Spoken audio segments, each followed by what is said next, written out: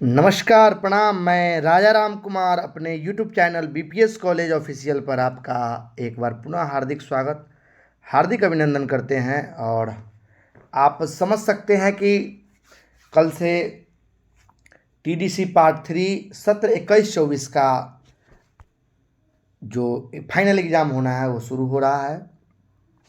तो उससे पहले मैं एक बहुत ही महत्वपूर्ण, एक इम्पॉर्टेंट वीडियो लेकर आया हूँ, जो कि आपको यह देखना अनिवार्य ही नहीं, बहुत ही ज़्यादा ज़रूरी है।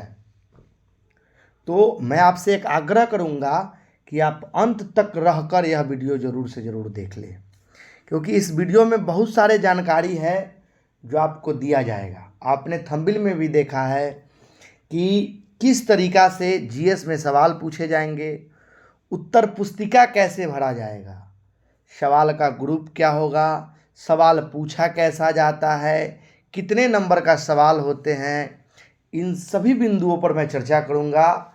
बस आपसे एक आग्रह है कि वीडियो में अंत तक बने रहेंगे और थोड़ा सा समय जब व्यतीत करेंगे इस वीडियो के ऊपर, तो आप जब परीक्षा सेंटर में, हॉल में बैठेंगे, परीक्षा केंद्र में बैठेंगे और जब उस तरीक़ा के सवाल आएगा, उस तरीक़ा का उत्तर पुस्तिका मिलेगा, तो अंदर से एक अच्छा फील होगा, अच्छा महसूस होगा। तो इसी सभी बिंदु पर मैं यह वीडियो बना रहा हूँ। आप अंत तक बने रहेंगे, यह मेरा एक आग्रह रहेगा। वहीं आपसे एक छोटा सा और आग्रह है कि मेरे चैनल पर नए हैं और अभी तक आपने चैनल को सब्सक्राइब नहीं किया है, तो कृपया चैनल को सब्सक्राइब कर लें, क्योंकि यह वीडियो आपके लिए काफ़ी महत्वपूर्ण होगा। और वैसे वैसे वीडियो जब ज़रूरत का कोई वीडियो होगा, मैं मेहनत करके आपके लिए बनाता हूँ। बस आपसे दो चीज़ मांगता हूँ। एक, अपने जैसे आपको मदद हो जाए उस तरीक़ा से अपने साथी को भी मदद कीजिए, शेयर कीजिए इस वीडियो को एवं लाइक कीजिए। उससे मेरा एक अंदर से एनर्जी उत्पन्न होता है। वह लाइक जैसे गाड़ी में पेट्रोल डाला जाता है, वह लाइक मेरे अंदर एनर्जी पैदा करता है। तो चलिए, विशेष बातें के साथ मैं आप तक आज का जो मुख्य सेशन है उस बिंदु पर चर्चा करता हूँ। पहले छात्रों का कुछ सवाल है जीएस से संबंधित कि सर जीएस कितने नंबर का होता है। आप देख सकते हैं कि पहला सवाल है कि सर जीएस कितने नंबर का होता है। तो मैं बता दूं कि जीएस 100 नंबर का होता है। अब आगे सवाल, यह छात्रों के द्वारा किया गया सवाल है जो आपके अंदर में भी चलता होगा। दूसरा सवाल, जीएस में पास होने के लिए न्यूनतम अंक कितना चाहिए। आपको 45% अंक चाहिए, यानी 45 नंबर जीएस में होना चाहिए, तब जाकर आप पास में गिनती हो पाइएगा। समय कितना का मिलता है, तो आप जान लीजिए, मैं सबूत दूंगा कि कितने देर का समय मिलता है और कितने नंबर का परीक्षा होता है। दो सबूत आप देख सकते हैं कि यह सत्र 20-23 पार्ट 3 का जीएस का पेपर है। आप देख सकते हैं, आप यहाँ गौर से देखिएगा तो पता चलेगा कि यह जीएस का पेपर है। आप समय के सवाल था, समय कितने देर का होता है, तो आप देख सकते हैं कि समय कुल 3 घंटे का होता है एवं 100 मार्क्स, फुल मार्क्स 100 की परीक्षाएं होती है। अब अगला सवाल, आप देख सकते हैं कि यह बीते पिछले वर्ष का सवाल है, जो कि सत्र 2000 एग्जामिनेशन 2024 सेशन 20-23, ये पेपर आईडी कहाँ काम आएंगे इसका भी मैं जवाब दूंगा। सबसे पहले यहाँ समझे कि क्या कह रहा है। यह कह रहा है कि परीक्षार्थी यथासंभव अपने शब्दों में ही उत्तर दे, सभी प्रश्नों का मान बराबर है, प्रत्येक खंड में से 2 प्रश्नों का चयन करते हुए कुल 5 प्रश्न का उत्तर दे। यानी खंड कितने हैं वो आप देख लीजिए। ग्रुप को खंड कहते हैं, तो एक खंड। आइए चलिए, दूसरा खंड अब खत्म है, तीसरा खंड नहीं है। चलिए, अब सवाल कैसे पूछता है, कहने का मतलब है कि 2 खंड है तो आपको एक खंड से 2 देना है प्लस दूसरा खंड से 3, या तो एक खंड से 3 प्लस दूसरा खंड से 2। देखिए सवाल क्या कह रहा है, पिछले बार का सवाल है यह, कि निम्नलिखित पुस्तकों में लेखक का नाम बताइए। कि गीतांजलि का लेखक कौन है, गोदना का लेखक कौन है, उर्वशी का कौन है, मेला आंचल का कौन है। तो यह एक पुस्तक का नाम है जिसको लिखा किसने, यह बताना है आपको। उसके बाद है कि निम्नलिखित में से तिथियां कैसे महत्वपूर्ण है। 1857, 1885, 1950, 1991, 1526। तो अगर आप ए ग्रुप में से 2 सवाल का जवाब देना चाहते हैं तो एक सवाल में ये पूरा आता है, वहीं दूसरे सवाल में यह आता है। अब तीसरा आइए, भारतीय कृषि क्षेत्र के मुख्य समस्याओं की विवेचना करें। भारतीय संविधान की प्रमुख विशेषताओं का उल्लेख करें। निम्नलिखित में से किन्हीं 2 पर संक्षिप्त टिप्पणी लिखें। आप सवाल देख सकते हैं कहाँ कहाँ से आ रहा है। वायु प्रदूषण के कारणों की व्याख्या कीजिए। ऊर्जा के महत्वपूर्ण स्रोत और उनकी उपयोगिता का वर्णन कीजिए। सतत विकास की अवधारणा एक एवं निबंध लिखें। 5 विटामिन के नाम बताइए, उनके उपयोग का स्रोत का वर्णन कीजिए। निम्नलिखित में से किन्हीं 2 पर संक्षिप्त टिप्पणी लिखें। तो सवाल के हिसाब से कुल 10 सवाल है। एक सवाल के अंदर बहुत सारे सवाल भी हैं, देख लीजिए। तो आप देख सकते हैं कि यह सवाल का प्रारूप है। अब कुछ का सवाल था कि सर कितने नंबर, यानी कि अगर मैं आपसे एक बात पूछूं कि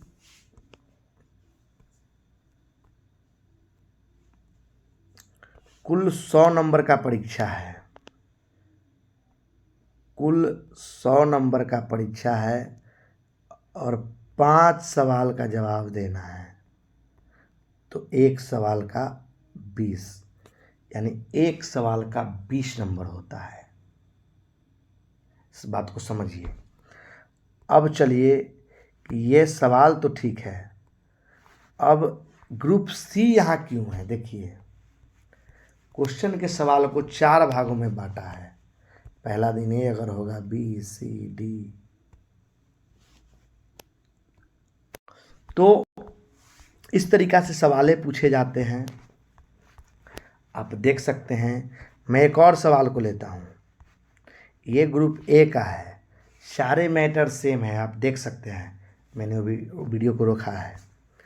वहीं पर आपको यहाँ भी बताया गया है कि कम से कम एक खंड से 2 और दूसरे खंड से 5, सॉरी दूसरे खंड से 3, कुल मिलाकर 5 सवाल का जवाब देना है।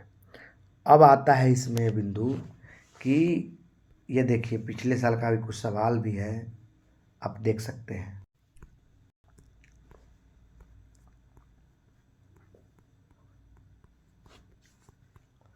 देख सकते हैं डी आ गया।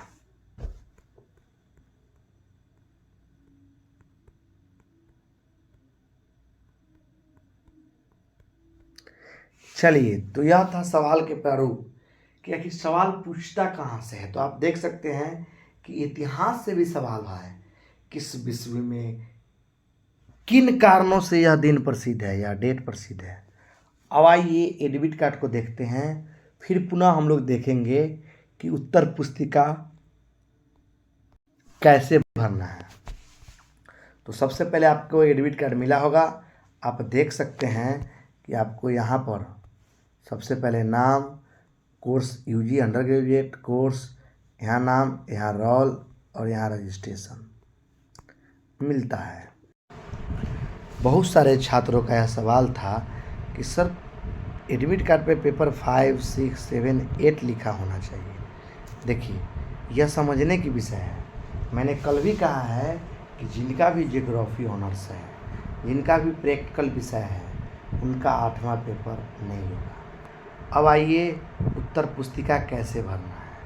आप देख सकते हैं कि यह एक उत्तर पुस्तिका है, आप गौर से देखिए। अब इसको भरना कैसे है मैं उस संबंध में बताऊंगा। उससे पहले आप ध्यान से देखेंगे कि कुल उत्तर पुस्तिका को 3 खंडों में बांटा गया है, A, B, C। आप शायद देख रहे होंगे, देखिए। अब चलिए, तो हमारा क्या प्रयास होना चाहिए, छात्रों का क्या प्रयास होना चाहिए। सबसे पहले हम लोग A के तरफ चलेंगे। आप देख सकते हैं कि जैसे ही आपको उत्तर पुस्तिका मिले, सबसे पहले यहाँ आप अपना नाम लिखेंगे, यहाँ अपना नाम लिखेंगे। उसके बाद पिताजी का नाम, माताजी का नाम, आधार नंबर। ध्यान रहे आधार नंबर कंपलसरी है। इस बॉक्स में आपको विषय लिखना है, अगर जीएस है तो जीएस लिख दीजिएगा। चलिए, यहाँ स्टूडेंट का नाम होगा, ध्यान रहे। आ जाइए अब। उसके बाद एग्ज़ाम का तिथि इसमें लिखना है और उसके बाद उतना ही अच्छा से भरना है। ध्यान रहे, भरने के लिए उतना ही अच्छा से भरना है। देख लीजिए,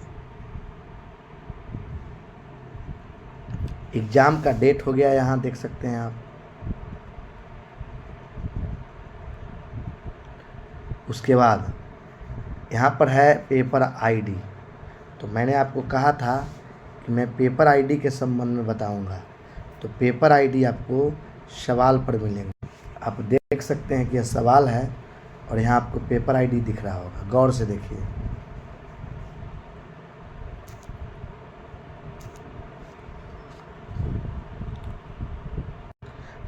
उसके बाद आप लोग पेपर आईडी लिखने के बाद यहाँ लिखिएगा ऑनर्स, और जनरल जीएस वाले को यहाँ जनरल होगा। उसके बाद पेपर नंबर, अगर आप पेपर चौथा दे रहे हैं तो चौथा, पाँचवा दे रहे हैं पाँचवा, छठा दे रहे हैं छठा। तो यह है। अब आगे चलते हैं। स्टूडेंट, यहाँ रजिस्ट्रेशन नंबर लिखेंगे इस बॉक्स में, रजिस्ट्रेशन साल लिखेंगे। अब कहेंगे सर साल से कैसे पता चलेगा कि कौन साल का रजिस्ट्रेशन है। तो जिनका भी रजिस्ट्रेशन में है, आप गौर कीजिए, आप देख सकते हैं कि रजिस्ट्रेशन का जो अंतिम वर्ड होता है वह साल को प्रतीक करता है। तो उसी से आपको पकड़ लेना है कि किस साल रजिस्ट्रेशन हुआ है। अब आइए, स्टूडेंट अपना रोल देखकर यहाँ रोल भर देंगे। कॉलेज कोड और सेंटर कोड कैसे पता चलेगा, तो देख लीजिए, जिनका भी इस तरीका का रजिस्ट्रेशन होगा, पहले होता था रजिस्ट्रेशन 20 kg RGPS, इस तरह से, जिनका भी इस तरीका का रजिस्ट्रेशन होगा उनका पहलक्का 3 जो वर्ड है, जैसे मेरे महाविद्यालय का 105 से स्टार्ट है तो 105 रजिस्ट्रेशन कॉलेज कोड हो गया। सेंटर कोड आप कॉलेज पर पता कर सकते हैं। अब आ जाइए, आपका सिग्नेचर कहाँ होगा, यहाँ आप सीटिंग कर लीजिएगा। अब तो आपका जो सिग्नेचर है वो इंग्लिश में यहाँ होगा।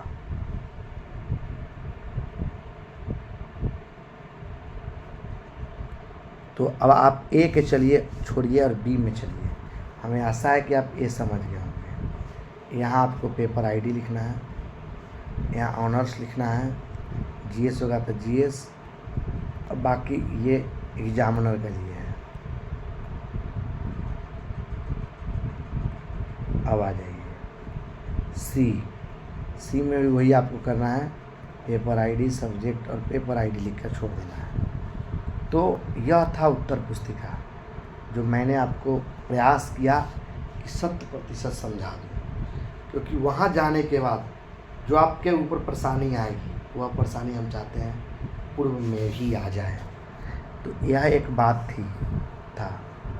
अब चलिए, मुझे लगता है कि आप जो सवाल किए थे और उस सवाल को हम सानू जी के माध्यम से टाइप करवा दिए थे, तो वह सारे सवाल आपके समक्ष उपस्थित हैं और मैंने संतोषजनक आपको जवाब भी दिया है। शायद आप समझते होंगे इस बात को। तो मैं इसलिए कह रहा था कि परीक्षा से पूर्व यह जानना एकदम ज़रूरी है। आप अंत तक मुझे लगता है कि बने हैं तो आप कुछ समझे भी होंगे, और जब एग्ज़ाम देने के लिए, परीक्षा देने के लिए बैठिएगा तो इससे भी ज़्यादा अच्छा लूज मौसम हो। तो अंत तक बने रहें, इसके लिए बहुत बहुत धन्यवाद। कल के परीक्षा के लिए आप सभी को शुभकामनाएं। धन्यवाद।